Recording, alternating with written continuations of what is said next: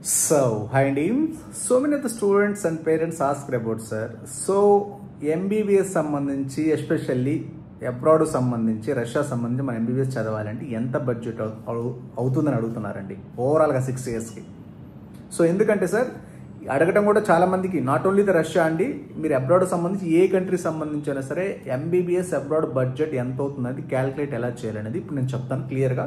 First నుంచి ending వరకు జాగ్రత్తగా వినండి. అది not only the Russia, A country అయినా అవ్వచ్చు.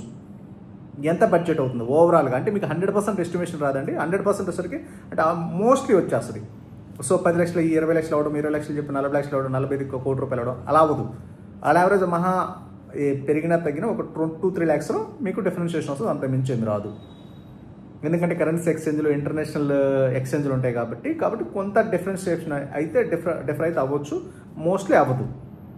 కాబట్టి మీరు ఏదైనా ఒక కంట్రీ ఎస్పెషల్లీ రష్యా సంబంధించవచ్చు, నాట్ ఓన్లీ మీరు ఏ కంట్రీకి వెళ్తున్నారో ఆ కంట్రీ సంబంధించి బడ్జెట్ ఎలా క్యాలిక్యులేట్ చేయాలి అనేది అడుగుతున్నారండి.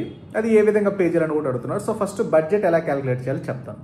సో మనకి ఏదైనా సరే, ఎందుకంటే రష్యాలో వచ్చేసరికి నాట్ ఓన్లీ ద రష్యా, మీరు ఏ కంట్రీ ప్లాన్ చేసుకోవాలన్నా మీకు ఒక్కొక్క యూనివర్సిటీ ఒక్కొక్క రకమైన ఫీ స్ట్రక్చర్ ఉంటుంది. ఒక్కొక్క యూనివర్సిటీకి ఒక్కో రకమైన ఫీ స్ట్రక్చర్ ఉంటుంది, ఒక్కొక్క రకమైన హాస్టల్ ఫీజు ఉంటుంది, ఒక్కో రకమైన మెస్ ఫీజులు ఉంటాయి, ఒక్కో రకమైన ప్రాసెసింగ్ ఫీజులు ఉంటాయి.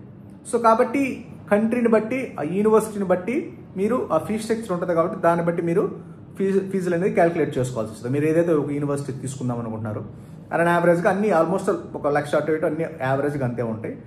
సో మీరు ఏదైనా ఒక ఫీ స్ట్రక్చర్ ఇప్పుడు మీకు రష్యా ప్లాన్ చేద్దాం అనుకున్నారు, రష్యా సంబంధించి ఫీ స్ట్రక్చర్స్ అని ఉంటాయి. మీకు ఏదో యూనివర్సిటీ నచ్చుతుంది కాబట్టి ఆ యూనివర్సిటీ తీసుకుంటే దాంట్లో ట్యూషన్ ఫీజు ఎంత, హాస్టల్ ఫీజు ఎంత, మెస్ ఫీజు ఎంత అని పర్టికులర్స్ అన్ని క్లియర్గా ఉంటాయి.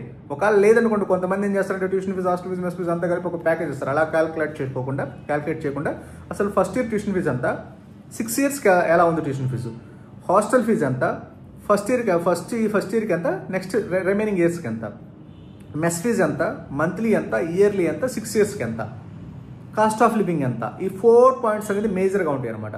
సో ట్యూషన్ ఫీజు ఎంత, అది డాలర్స్లో ఉంటే ఇండియన్ రూపీస్లో కన్వర్ట్ చేయండి, రూబుల్స్లో ఉంటే ఇండియన్ రూపీస్లో కన్వర్ట్ చేయండి. ఏ కరెన్సీలో ఉంటే దాన్ని ఇండియన్ రూపీస్లో కన్వర్ట్ చేస్తే మీకు అర్థమైపోతుంది పర్ ఇయర్ ఎంత అనేది.